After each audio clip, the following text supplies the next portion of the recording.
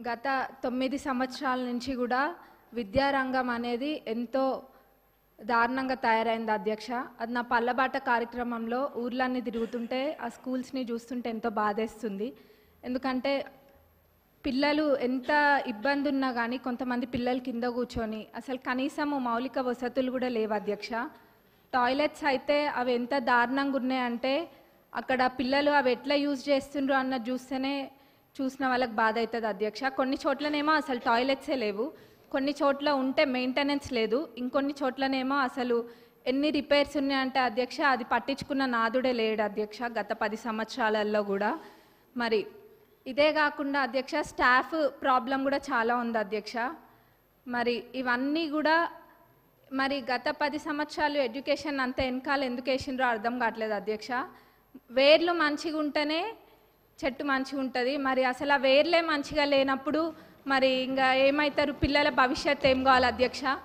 మరి government schools ఒకప్పుడు ఎంత మంచిగా ఉంటుండే అధ్యక్ష. ఇప్పుడు ఆ గవర్నమెంట్ స్కూల్స్కి పంపించాలంటే ఎంత లేనోళ్ళు కూడా ఆలోచిస్తుండ్రు అధ్యక్ష. అంటే వాళ్ళకి ఆర్థికంగా ఎంత భారమైనా కానీ ప్రైవేట్ స్కూళ్ళకి పంపించుకుంటుండ్రు అధ్యక్ష. ఎందుకంటే అక్కడ పోతే ఎటువంటి వసతులు లేవు కాబట్టి. కానీ ఇప్పుడు అయితే అధ్యక్ష మన ప్రభుత్వం అధికారంలోకి వచ్చినాక ఈ విద్యారంగం అనేది క్రమంగా మెరుగుపడుతుంది. అట్లనే ఇంటిగ్రేటెడ్ స్కూల్స్ అనేది కూడా నియోజకవర్గానికి ఒక ఇంటిగ్రేటెడ్ స్కూల్ ఇస్తా అనడం కూడా ఎంతో సంతోషంగా ఉంది అధ్యక్ష. అది అందరు పిల్లలు కూడా సామాన్యులు కూడా అందరూ ఇంటర్నేషనల్ స్కూల్స్లలో చదువుకున్న విధంగా అక్కడ చదువుకుంటారు అధ్యక్ష.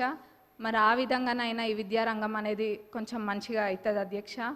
మరి ముఖ్యంగా అధ్యక్ష ఈ టాయిలెట్స్ అనేది మటుకు చాలా పెద్ద సమస్య అధ్యక్ష. ఏదో చెప్పాలని కాదు, నేను నిజంగా అన్ని స్కూల్స్ విజిట్ చేస్తున్నా. మరి గతంలో వాళ్ళు చేయలేంది మన ప్రభుత్వంలో చేసి చూపిస్తామన్న నమ్మకం నాకుంది, అది ఖచ్చితంగా కూడా చేస్తాం అధ్యక్ష. మరి అట్లనే బడ్జెట్కి వస్తే అధ్యక్ష, ఇప్పుడు ఈ సంవత్సరం బడ్జెట్లో ప్రాథమిక విద్యకు 17,931 కోట్లు, మరి ఉన్నత విద్యకు 2,859 crores అండ్ టెక్నికల్ ఎడ్యుకేషన్కి 490 crores చెప్పున మొత్తం ప్రభుత్వం కేటాయించింది అధ్యక్ష. మరి మొత్తం కలిపి చూస్తే 21,000 కోట్ల పైన అధ్యక్ష. మరి దీన్ని బట్టే తెలుస్తుంది మన ప్రభుత్వము ఈ శాఖకి ఎంత ప్రాధాన్యత ఇస్తుందనేది. ఎందుకంటే ఎవరైనా చదువుకుంటే చాలు, మన దగ్గర ఆస్తి ఉన్నా లేకపోయినా ఆ విద్య మనకు ఆస్తి అన్నది మన ప్రభుత్వం నమ్ముతుంది కాబట్టి ఈ విధంగా బడ్జెట్ పెట్టడం జరిగింది అధ్యక్ష. మరి నేను ఇందాక అన్న విధంగా వాళ్ళు చేయండి తప్పకుండా మన ప్రభుత్వం చేసి చూపిస్తుంది. మరి మా పాలకుర్తి నియోజకవర్గానికి వస్తే అధ్యక్ష, దేవాదుల కింద మాకు ప్యాకేజ్ 6 అని ఉంటుంది అధ్యక్ష.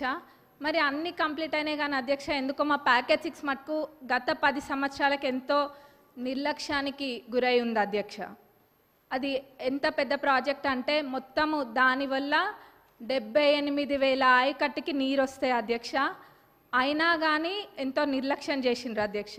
మొత్తం కలిపి కూడా 30-35% పనులు కూడా పూర్తి కాలేదు అధ్యక్ష. రైతులు అంటే అంత చిన్న చూపా అధ్యక్ష. మనము ఇప్పుడు రైతుని రాజు చేసే ప్రభుత్వం మన ప్రభుత్వం అధ్యక్ష. కాబట్టి మన ప్రభుత్వంలో ఇది ఖచ్చితంగా చేయాలి అధ్యక్ష. మరి ఆ 30-35% కూడా కంప్లీట్ కాలేదు. ఏమైందంటే గత ప్రభుత్వంలో గత పాలకులు ఏదో ఎలక్షన్ల ముందు ఆదరాబాదరాగా జనాలకు చూపించుకోవడం కోసం అని చెప్పి పాత కాంట్రాక్టర్ యొక్క టెండర్ని రద్దు చేసి కొత్త కాంట్రాక్టర్లను పిలిపించి ఆ ఎస్టిమేట్లో ఎన్నో తప్పులతోటి అధ్యక్ష, ఎన్నో మిస్ చేసి ఎస్టిమేట్ వేసిండ్రు అధ్యక్ష. మరి అప్పుడుతో పోలిస్తే జిఎస్టీ కూడా మరి 12% నుంచి ఇప్పుడు 18%కి పెరిగింది అధ్యక్ష. ఇట్లా ఎన్నో ఇబ్బందులతోటి ఈ కాంట్రాక్టర్లు కూడా పనులు చేయలేకపోతుండ్రు అధ్యక్ష.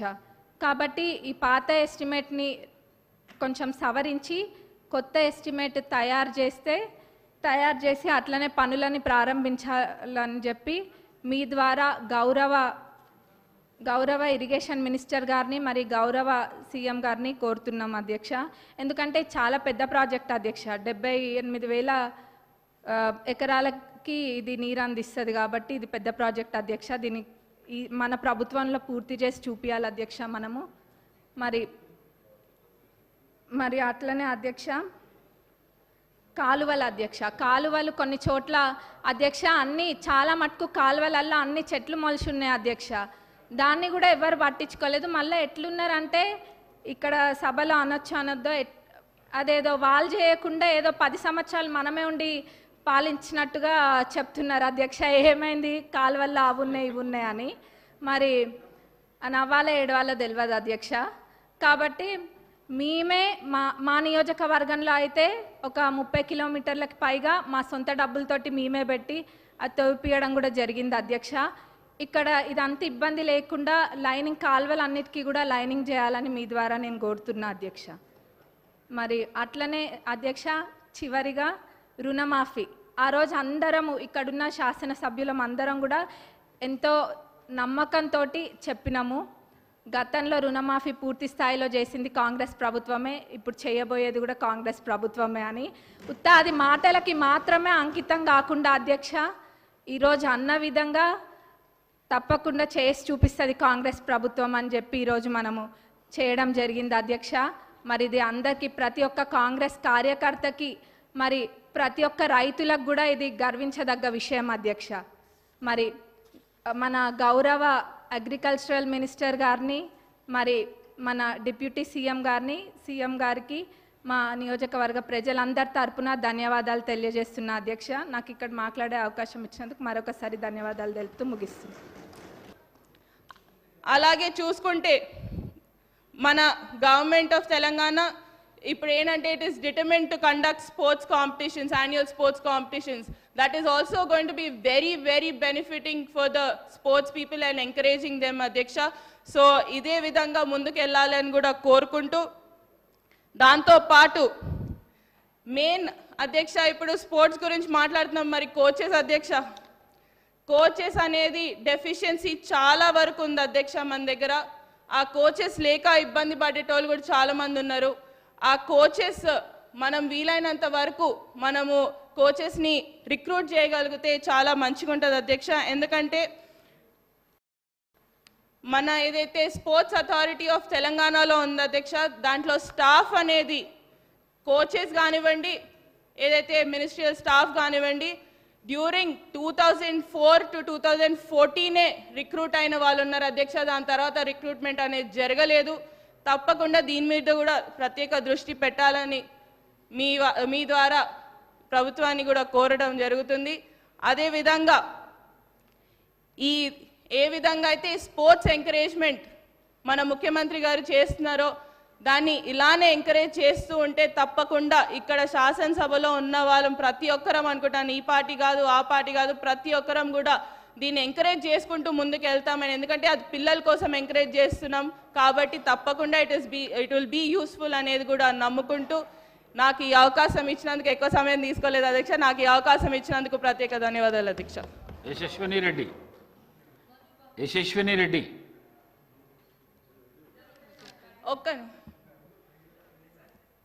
ఇంకొకటి అధ్యక్ష, మన దగ్గర మనుబకర్ అని ఉన్నారు, 2 పథకాలు అనేది కూడా సాధించడం జరిగింది. దానికి కూడా తనకు అభినందనలు. అదేవిధంగా మొన్న మనము ముఖ్యమంత్రి గారు కూడా ఫైనాన్షియల్ అసిస్టెన్స్ అనేది కూడా ఇవ్వడం జరిగింది అధ్యక్ష. నిక్కత్ జరీన్కి 2 crores రూపీస్ ఫైనాన్షియల్ అసిస్టెన్స్ అనేది కూడా ఇవ్వడం జరిగింది. ఇదే విధంగా ఫైనాన్షియల్ అసిస్టెన్స్ అనేది కూడా క్రీడాకారులకు ఇస్తే కూడా చాలా సంతోషపడి వాళ్ళు ఇంకా ఎంకరేజ్ అవుతారనేది నేను నమ్ముకుంటూ నాకు ఈ అవకాశం ఇచ్చినందుకు ధన్యవాదాలు అధ్యక్ష. యశస్విని రెడ్డి